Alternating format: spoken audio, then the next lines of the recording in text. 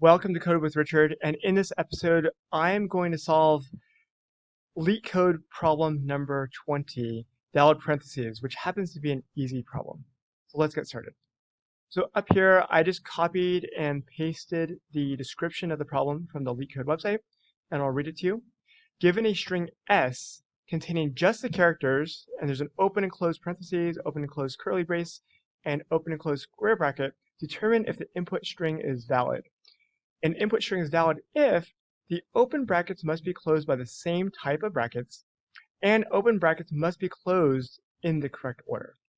And so here are a couple of examples that I copied as well. Example number one, so if the input is a string right here, an open and closed bracket, parentheses, this will be true. Example two, you have open and closed parentheses, square brackets, and curly brace, this is true as well. Example number three is false. You can see there's an open parentheses and a closed square bracket. 4 is also false. There's two open parentheses and then a square bracket, but the square bracket is closed by a regular parentheses, so that's not the right type, so this is false. And example 5 shows another true case where this shows nested parentheses, which is a curly brace and a square bracket. And there's a few constraints that come along with the problem. The first is that the length of S is between 1 and 10 to the fourth, and that S consists of only parentheses of this type, of the regular parentheses, square brackets, and curly brace. And I'll be using Python 3.8 in this episode, and this is the code that has been given to us. And so the first thing that I want to do is think about the problem, and I've actually had a lot of time to think about the problem and actually solved it to verify the solution. But the solution that I came up with that I like is a recursive solution, which involves two things. Involves basically passing two parameters from one recursive call to the next. The first one is the input string S. And we're going to need this because we need to process every single parentheses in the input to make sure that it has every parentheses has a matching parentheses. And I decided to use a stack. And this stack will hold the open parentheses that we've encountered while processing S. And the reason why I want to use a stack is because we have to process these in the correct order. For example, you can see in this example number 5 that if we first encounter a curly brace and then we encounter a square brace, we actually have to close the square brace before the curly brace. So the first thing I want to do is actually write down logically some conditions on what we want the code to do to solve the problem. And so if we're going to use S as our input string and stack as our stack of open parentheses, one thing I know is that if I use a recursive condition, my base case is when both are empty. And I know I want to return true when both S and the stack are empty. And this could mean a couple things. It could mean that our input string has nothing in it, or it could be that in a valid case, we've actually gone through our whole entire string, and because our stack is empty, then we've matched all of the open parentheses, and that we're good to go.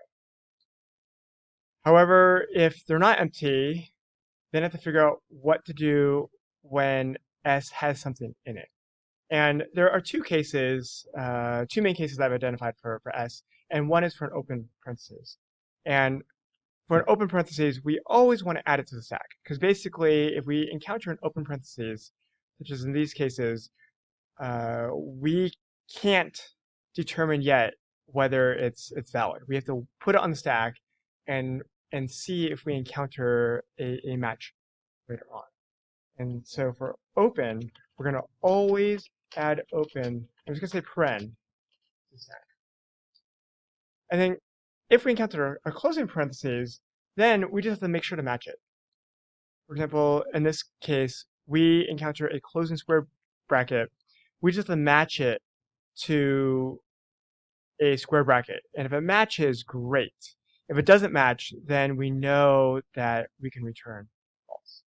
So let's go in here and say closing paren must match top open paren on stack. Okay, so logically, these are the three things I think that we need. First is that we're going to return true when both our input string and our stack are empty. This is our base case. We're always going to add an open parentheses to the stack because that's what the stack is for, is to contain our open parentheses. And if we have a closing parentheses, this must match the top open parentheses on the stack. And so let's go through a couple of examples to see what this looks like. The first one is, let's just say our S is just a string with an open and closing parentheses, and we'll use this as our stack. Apologize, we're going to use square braces to hold what's in our stack, even though that square braces are some of the parentheses that we might match. So the first time we go through here, when we get this, is the first item that we see is an open parentheses. So I'm going to say we're going to always add the open paren to the stack. And that's the action we're going to take here. So when we recursively call this, we're going to take off the open parentheses, and on our stack, we're just going to add, oops, there's an autocomplete, the open parentheses to our stack. And when we hit this case, now we've hit this case right here, that the closing paren must match the top open paren on the stack. So instead of typing this out, I'm just going to copy this and paste this here as, and we know that between these two that they do match. So when we recursively call this again, our input S is going to be 0, our stack is going to be empty, and we know that we're going to return true when both S and stack are empty. So in this case, this is going to return. All right, so let's do a slightly more complex example, and let's add nested parentheses here. And so the first call will have S as this string with our nested parentheses. Our stack is going to be empty. And I know what I'm going to do is I'm always add my open paren to my stack, because the first parentheses is this one. So now I will have these three elements, and on my stack I will have a single open. You can see that this open parentheses just went into my stack right here. Now my next parentheses that I see is another open one. So let's go ahead and copy this comment. Is I'm going to add this to the stack as well, and I'm going to do a recursive call. I'm going to copy this, but I'm going to have another curly brace right here. Let's indent this a little bit more, and now I have this string, which is a closing curly brace and a closing parentheses as my input string, and then I have a stack of, so the bottom of my stack is on the left, the top of my stack is on the right, I'll have my open parentheses and open curly brace. And so now I know that I've reached a closing brace, which is this one right here. So the closing parentheses must match the top open parentheses on the stack. So this is the closing parentheses that I encountered, and it does match the closing parentheses on my stack. So that's good. So now I can recurse. So for simplicity's sake, let's go ahead and just copy my string and my stack. So I've processed this first curly brace, the closing one. So we'll remove that. And I know that since it matched, I can remove curly brace from the stack. So the current parentheses I'm going to process is this closing parentheses, and the same comment will apply here. My closing paren must match the top open parenthesis on my stack, in which case it does, because I have a closing parentheses and it matches the closing, the open parentheses that's on my stack. So I can just copy this again. When I do a recursive call, I process this element, so I take it off out of my string, and I pop the top item off the stack, and now my string and my stack are empty. So in this case, I know from this case right here that I'm going to return true when both s and stack are empty. So this is going to be true. Okay, so let's just go ahead and do one more example to give us an idea of how this is going to work. So let's say we have some valid parentheses and we have an unmatched parentheses as a square bracket. And let's put our stack as empty. And what are we going to do here? Well, we're going to do this first one. We're going to always add open parentheses stack because our first parentheses is this open one. I forgot to comment it.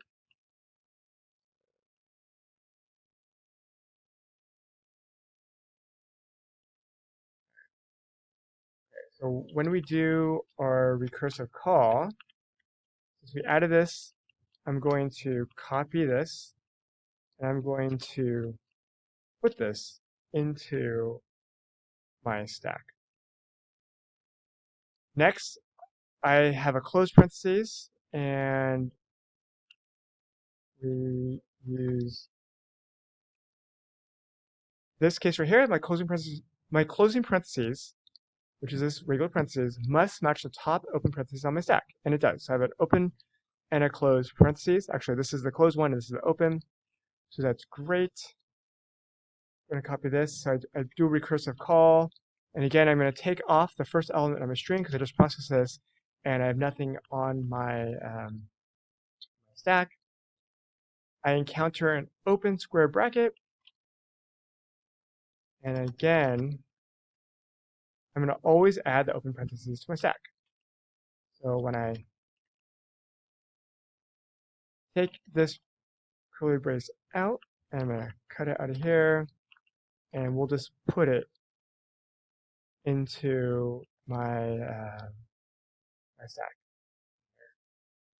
So in this case, what happens? So now let's I put return this true when both into s code. and the stack are empty. So on S here is on empty, line I'm at the 72, end, and and the stack is 73, not this is what empty, so I'm going to LeetCode gives return. us. They just start off with a solution class and an isValid function that takes in a parameter s, which is a string, and it returns a boolean. And so, as I mentioned before, this is going to be a recursive solution. So I'm just going to create another function called isValid, and I'm just going to call it isValid recursive for lack of a better name. We'll pass in self, we'll pass in the string, and we'll pass in stack. And we'll give it a type hint, which is a list of string. And let's put a hint here as well, and have this return a bool. And we know we can go to the top, and let's import our tip hints. So typing, we're going to import. And I always like to put them at the very, very top, even though we have a bunch of comments. Okay, so now that we have this, one thing we can do is inside our isValid, we're going to call our isValid recursive, and we'll just start off with s string, and then the stack is going to be empty. Okay, so now we can get back into this recursive function, which is the meat of what we're trying to solve. And there's a couple comments that I'm going to copy down here just to make it a little bit easier. And we know that one of the cases that we want to cover is return true when both s and stack are empty. So that's one of the things that we can do first. Because we also have to check if s is empty as part of our base case. And so to check if it's empty, we'll say is not S. And so if this is true, then I know that S is empty. And so if S is empty, I'm going to return true if my stack is empty, and I'm going to return false if my stack has something in it.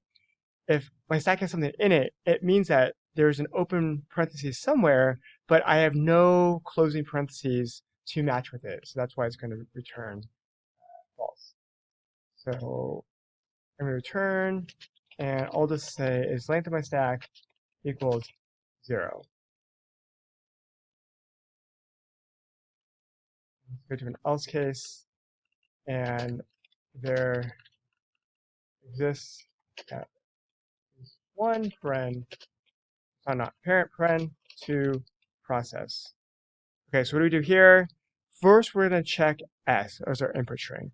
If not S, that means that S is empty. If S is empty, then as long as my stack is also empty, which means there's 0 length of my stack, then we're true. This is our base case. But if I have something left in my stack, then I'm going to return false. Otherwise, I go into this else, and there exists at least one parenthesis to process. And my personal style is I like to create a variable. I'm going to say my next paren. So this is the parenthesis I'm going to process is the first element in my string. Grab this here. And now we need to determine, is it open or closed? Because we know that we always add an open parenthesis to the stack. That's really easy to do. And if we have a closing parenthesis, then we have to do a little bit more work and determine if it's a match to the top open parenthesis on the stack. And to check this out, there's different things that we can do. And my strategy that I'm going to follow is next parentheses, it's going to be an open if it equals an open parentheses, open curly brace, or open square bracket. Oh, excuse me, my autocomplete is always here. And there's different ways that we can check to see that next paren is one of these. One way that I like to do it is to create a dictionary and put these as keys and do a key lookup. So that's what I'm going to do here. So we'll just create a constructor. And I'll just say my open parens. And I'm going to put some kind of dictionary in here. And we'll just type in each of our open parentheses. So we have a regular parentheses. And just as a value, I'll just say true. And let's see if we can make it faster by doing a little cutting and pasting. Let's put open curly brace and an open square bracket here. So now I have my dictionary, which is open parameters, where I have 3 keys, open parentheses, open curly brace, and open square bracket. And I just need to check to see if it's one of these. So let's put a comment. I say is open or closed. So if my next paren is open, then, well, okay. If my next paren is inside my open parens, which means it's one of the keys, then I know it is open. And I know from before that if I have an open, I'm always going to add my open parenthesis to my stack. There's no way I'm going to fail at this point. So, well, actually, I'm always going to open my parenthesis stack, and I'm going to recurse. So I can call, oops, I'm going to return is valid recursive. I'm going to do a recursive call, and I have to figure out what am I going to put in this recursive call. So this is potentially a little bit tricky here. So let's start off with my string s. I know that the first parameter I'm going to look at, or the first parenthesis I'm going to look at, is the first element, and then I will look at the second element, and so on and so forth. So what I can do is just take off the first element. So we'll just skip the first element and include the rest of the list. And now I have to figure out what I want to do for my stack. I know that I want to add the parentheses to my stack and recurse. And the way I'm going to do this is the top of my stack is going to be the end of my list. So I can just take whatever my existing stack, and I can just add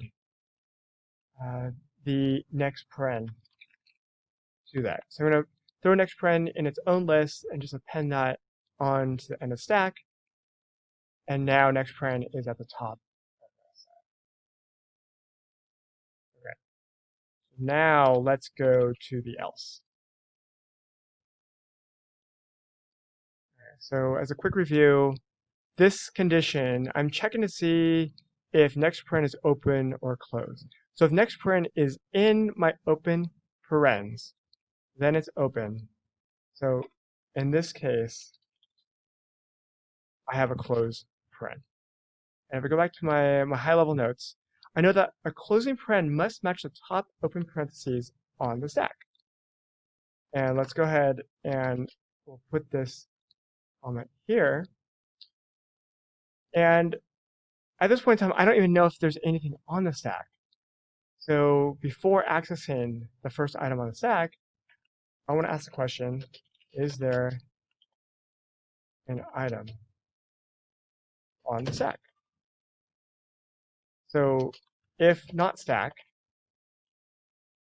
which means that it's empty, I have no item on my stack. I have no open parentheses on my stack. So no open parens on stack, but my next paren is closed. So in this case, we know that we hit a case that fails. Next paren is a closed parentheses and it has to match an open parenthesis on the stack, but there are no parentheses on the stack, so we can return false in this case. So let's just return false. However, we go into the else. This means that we do have an open parenthesis on the stack. So I'm just going to create a variable. I'm going to call this latest open paren, or most recent. And remember, the end of the stack has the most recent, so I'll just say stack -1 to get the last item. And now I need to determine, do they match or not? Because remember, we have this condition right here. Closing parentheses must match the top open parentheses on the stack. So I can write another comment. Do the next paren and my latest open paren match. And these will equal open and close parentheses, open and close brackets, or I'm sorry, curly braces, or open and close square brackets. And so I thought of a couple different ways to do that, and the way that I finally decided on is to basically concatenate my latest open paren and my next paren and see if those equal the string. So I'll call this potential matched parens. And so this is my latest open paren. I'll just concatenate that to my next paren.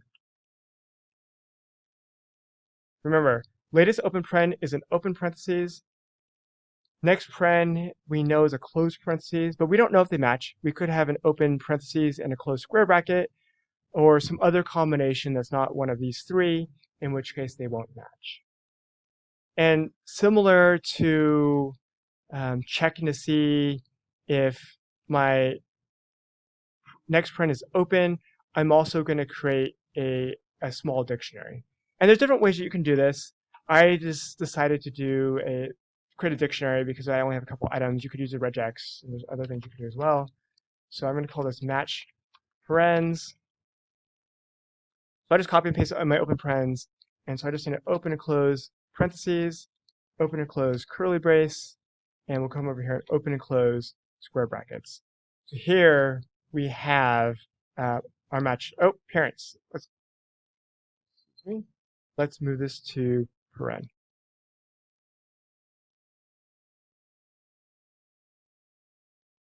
So let's check to see if they match. So if my potential match parens in self dot match parens, so if this is true, they match and I can recurse. I'll just say they match and recurse.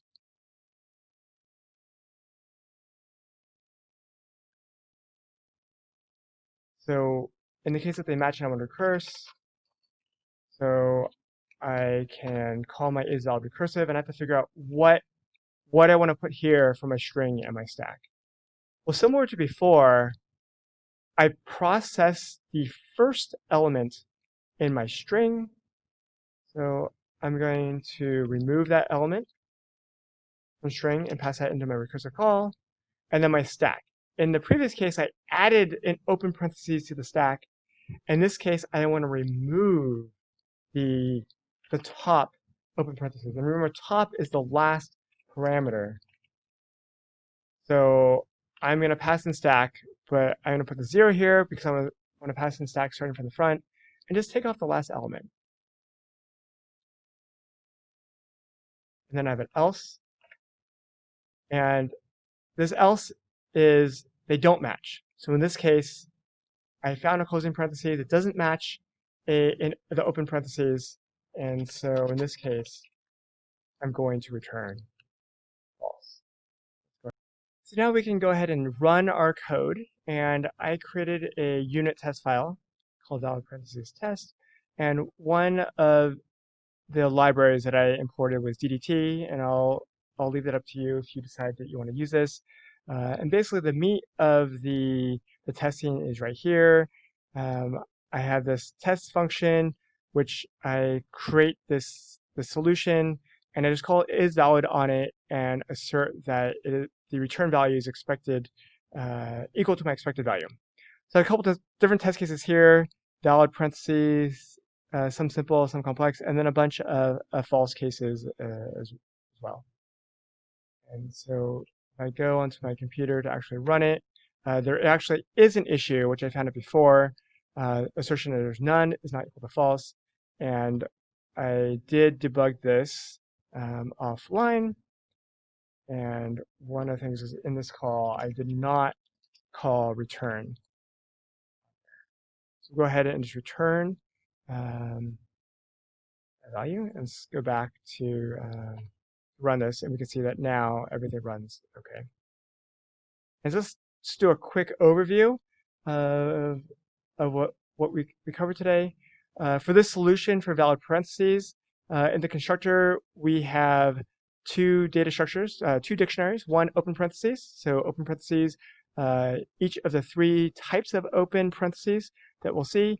And then we just have a dictionary where the keys are match parentheses, open and close parentheses, open and close curly braces, and open and close square brackets. IsValid just takes in our string, and all this will do is call our IsValid recursive and pass in an empty list, which represents an empty stack of open parentheses into this recursive function. First thing we check for is if our string is empty. So if not S, that means S is empty, and we want to return true in this case is our base case if our stack is also empty. So we can just return length of stack equals 0. If stack is not equal to 0, that means we've encountered some open parentheses, but we have no closing parentheses to match it to. And so we definitely want to return false. Then we go into this else condition, in which case there exists at least one parenthesis to process. So I just created the first parentheses in this list, in the string, and just call it next parentheses. And this is an open parentheses. Well, actually we don't know if it's open. It could be open or not. So I'll just put a question mark, open. So we want to check, is it open or is it closed? And so if next parentheses is an index, or key into my open parentheses. Remember up here, so if it's open parentheses, curly brace, or square bracket, then this will be true. In which case, if it's open, I want to always add the open parentheses to my stack and recurse. So I'm going to recurse into is valid recursive. My string, I'm going to pass in, I'm going to take off the first element. I'll do this right here. And then my stack, I'm going to add it to the end of the list, which is the top of my stack. So I'll just append a list with just the next paren. Going down a little bit further, we have the close case. We hit a closing parentheses. And so we know that the closing parentheses must match the top of parentheses on the stack. But at this point in time, we don't know if there's any existing parentheses on the stack. So we have to check, is there an item on the stack? So if not stack, meaning we are empty, this means that we have no open parentheses on the stack. However, we encountered next paren, which is closed, which means we have an unmatched parentheses. We have a closed parentheses, but it does not have an open parentheses to match, so we're going to return false. Let's go into this else. This else case means that we do have a parentheses on our stack. We know it's open because we only put open parentheses on the stack. I'm going to create a variable called latest open parentheses and take the last item on the stack, which is our most recent, and then we're going to check. Do the next and last parentheses match? So do we have, does it look like open and close, parentheses, curly brace, and bracket, square bracket? So what I'm going to do is I'm going to create a potentially matched paren. And I'm just going to append my latest open paren, which is open, to my next paren, which I know now is closed, and see if it matches one of these strings. And I'm similar to checking to see if it's a open parentheses. I'm going to see if this potential match parens is a key in my match parens dictionary that I defined up here. So if it is one of these three, then I know that they match. And if they do match, yay, I can recurse. I'm just going to recurse. And again, I'm going to recurse by take off the first element in my string because I just processed that. And then I'm going to pop the last element off my stack because it was matching. And so the first element of my string and the last element of my stack match. I'll remove both of those and recurse. However, I have an else condition because if these parentheses do not match, I'm going to return false. And that's pretty much it. So thank you so much for watching this episode on Code with Richard. If you have any questions, please leave them in the comments and hope to see you next time. Thanks.